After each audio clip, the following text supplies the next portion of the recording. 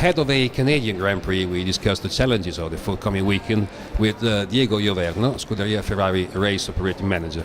Diego, this is the only flyweight race in between of the European season. Does it involve some particular sort of preparation for the team? Well, obviously being an overseas race has many different logistic aspects compared to the European ones. There is a lot of material to be shipped with different vectors, but you have also the mitigant factor to be, let's say, a single race, so we don't have the pressing of the following races and the turnaround of material to be chased.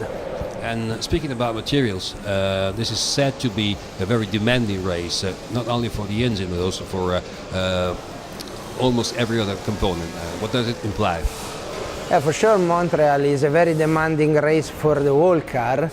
As we said, the powertrain, the power unit is very stressed, but also all the remainder of the car. Brake system is typically very stressed in Montreal.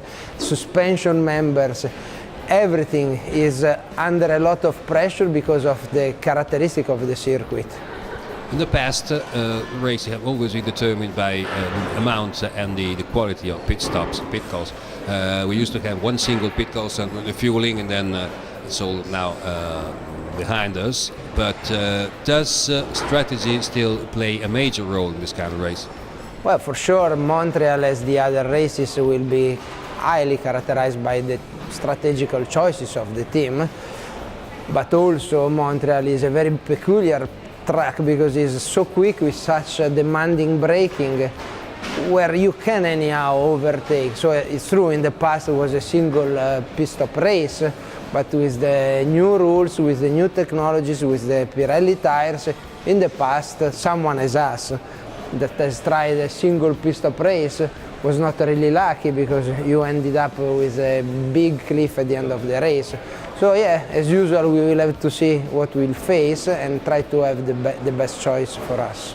You just touched the issue of tires, and Pirelli is bringing to Canada the same compounds, soft and super soft. They have been used previously in the Monaco race, but still it's a very different sort of changing. For sure, in Monaco, these two tires were mainly struggling for warm-up. The asphalt is not particularly rough in Monte Carlo.